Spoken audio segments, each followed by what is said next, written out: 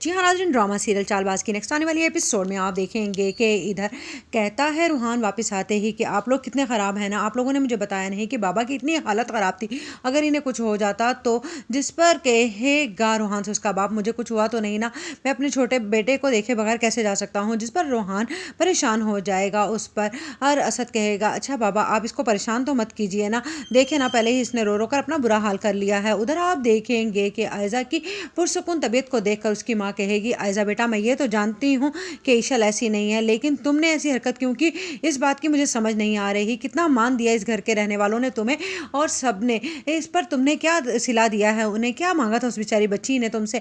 जिस पर कहेगी आयजा आप जानती हैं ना कि मैंने कभी भी आज तक किसी की बात नहीं सुनी है, इसीलिए ईशल की बात कैसे मान सकती हूँ।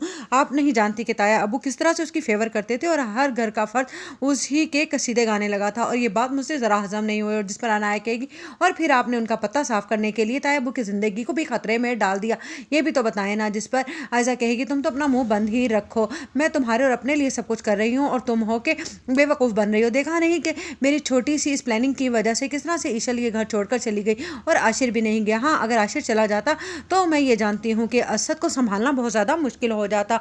वो तो अच्छा है कि वो बेवकूफ़ आशिर को यहीं छोड़ गई है, हमारे लिए ये काम और भी आसान हो गया है कि अब हम आशिर के दिलो दिमाग से ईशल का नामो निशान भी मिटा सकें। उधर आप देखेंगे कि जब रूहान रात को इनाया से बात करता है और कहता है कि तुम्हें नहीं लगता कि ईशल भाभी के साथ ज्यादती हुई है। जिस पर इनाया कहेगी मैं बात तुम्हें बार बार समझाकर तंग आ गई हूँ कि आयजा भाभी को अपने अलावा किसी का इक़्तिदार पसंद नहीं है और उन्होंने सारा कुछ ये जेलसी में किया है, अब असद भाई को कौन समझाए। जिस पर रूहान कहेगा मेरा तो दिल करता है कि मैं उनसे बात करूँ। जिस पर इनाया कहेगी बेवकूफ़ मत बनो, अगर आशिर भाई ने उनसे कोई इस तरह की बात नहीं की है तो तुम्हें भी नहीं करनी चाहिए।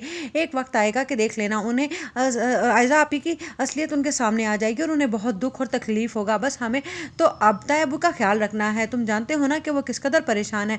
बेशक कि उन्होंने ईशल भाभी को यहाँ से जाने के लिए कह दिया है, लेकिन इन आशिर भाई का चेहरा उनकी नज़रों के सामने रहता होगा, तभी तो उनकी तबीयत परेशान रहती है, क्योंकि वो अपनी किसी भी औलाद को इस तरह से नाखुश नहीं देख सकते। मैं तो कहती हूँ कि हमें अब उनके ऊपर ज़्यादा से ज़्यादा टाइम देना होगा और हमें अब अपनी एक्टिविटीज़ छोड़कर उन्हीं की तरफ ध्यान रखना होगा। उधर आप देखेंगे कि आयजा आकर ताया अब्बू के पास बैठ जाती है, जिस पर